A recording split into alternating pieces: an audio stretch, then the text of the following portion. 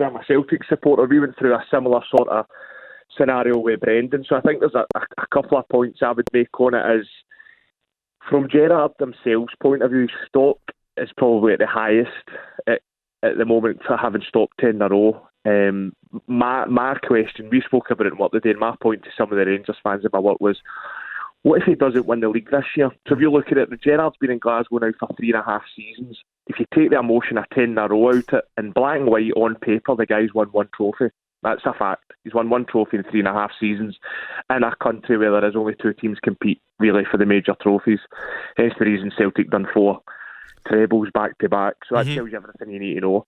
The second point is, although Rangers and Celtic fans believe we're big clubs, and we are big clubs in our own right, there's no question about that, Brendan Rodgers ran out the door when Leicester came in. Leicester, he didn't take long to think about it. He asked Peter Lawwell to go and speak to Leicester in the morning. He'd signed the contract by the afternoon. So that's the second point. The third point about the Champions League money is the Champions League is a financial benefit to Celtic Rangers. When both of us, or whoever wins the league, goes into the Champions League, we are going to get battered every single week, regardless of what group we go into.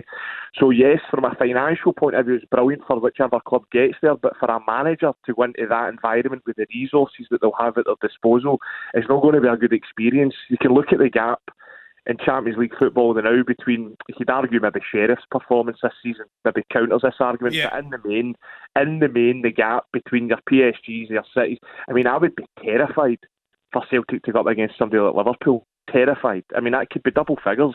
So I don't buy this, if he's got any ambition. If he's got any ambition, his real ambition is to become the Liverpool manager. Let's not kid each other on. He's done a good job at Rangers. I'm not taking that away for the guy.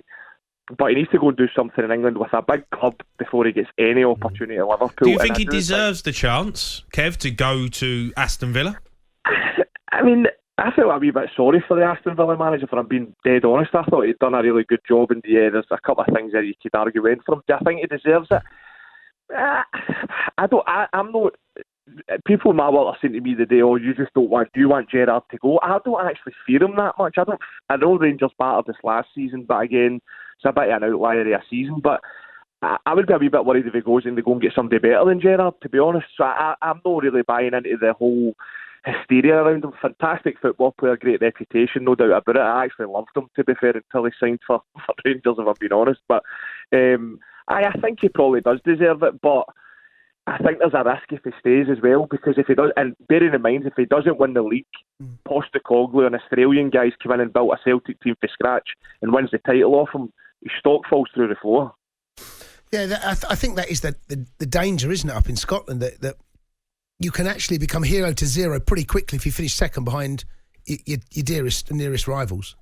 Absolutely. And the thing is, I think Rodgers made that educated decision as well. Rodgers had done 2 trebles and was probably thinking, I'm going to win another treble here. It was starting to get a bit monotonous to get an opportunity to go to a really good club that's really well run. I think Villa are well run as well, and I think I heard the guys talking about it this morning on Laura's show. There's not really any risk going to Villa. They're unlikely to go down, aren't they? I mean, Norwich are a stick on. You still get Newcastle and other clubs. Well, you say that, though. They're only on 10 points.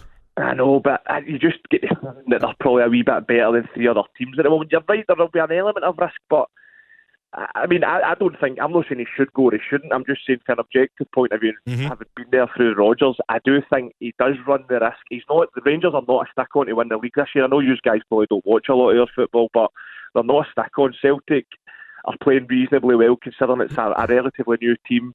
So they're no bankers to win it. So there is a risk attached if he doesn't win it. He then becomes one trophy in 4 seasons. Yeah, good call. Kev, thanks for your call. Kev.